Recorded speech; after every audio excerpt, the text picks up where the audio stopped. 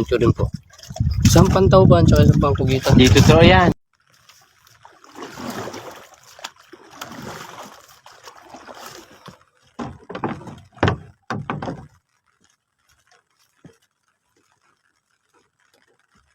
Pala mga bossing, balik kinainan tayo dito ng isang pugita.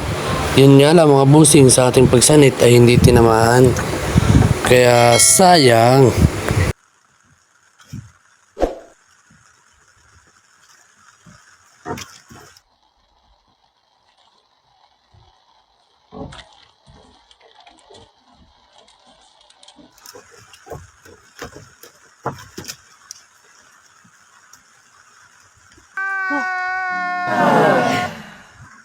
Another one.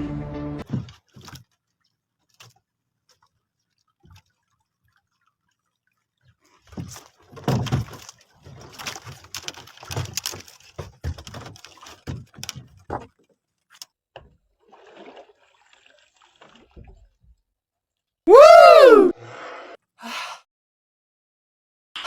Nice. Oh my God! Wow! Tao ba na?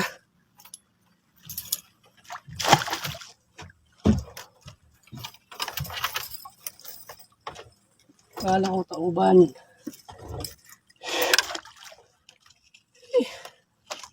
Akala ko tauban na mga bossing. Yung pala pugita pala yung kumain sa atin. Pero salamat pa rin po sa Panginoong Diyos. 2 minutes later. Dito nga pala mga bossing, kinainan ulit tayo ng isang malaking pugita. Yun nga lang dahil sa lakas ng hangin, hindi nasabitan ng maayos.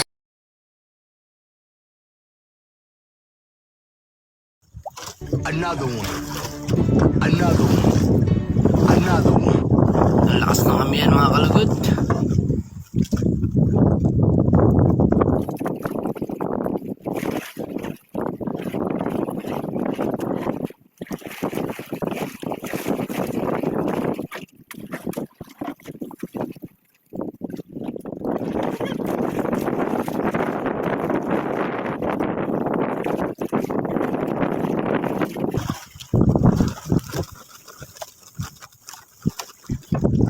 At dito pala mga bossing, kinainan ulit tayo. Yan o, sisiguraduhin natin na mahuli natin yan.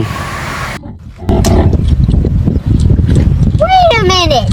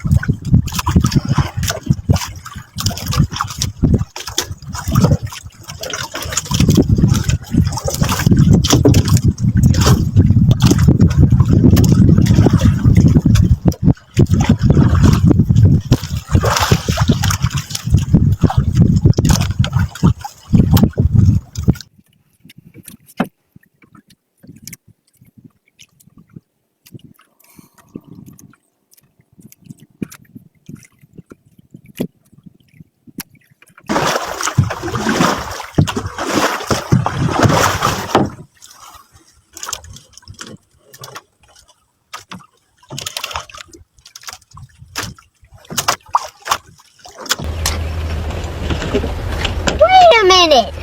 Who are you?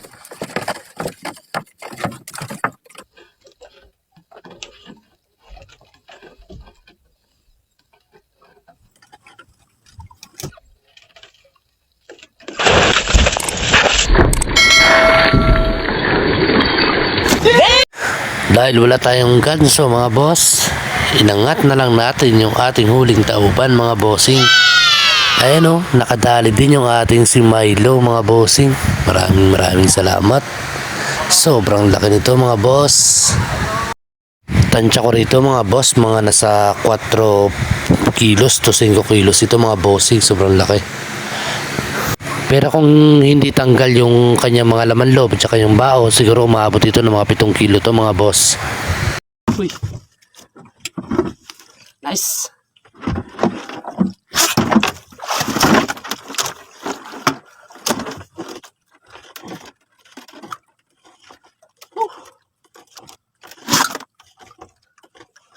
Para ako mga kalugod. Kapatama rin si Milo.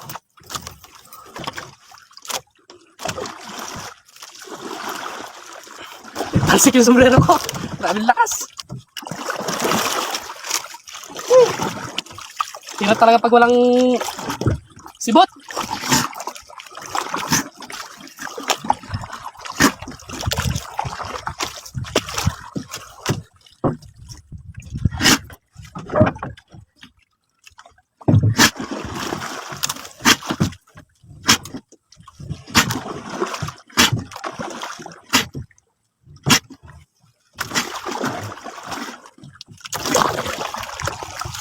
Ay.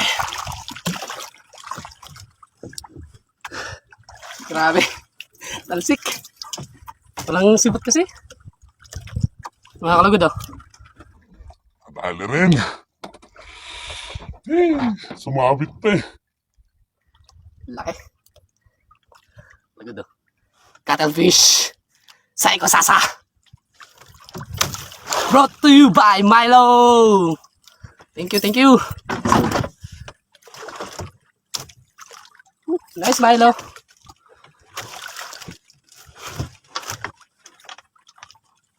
Dito lang pala sila.